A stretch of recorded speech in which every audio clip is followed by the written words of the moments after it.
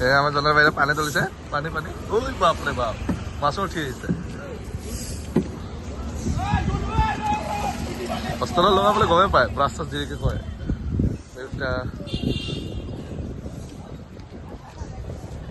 বাপৰে বাপ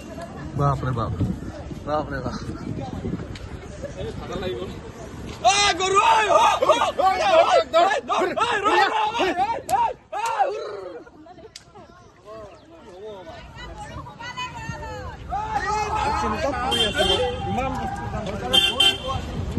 নাপালো মাছ এটাও নাপালো এই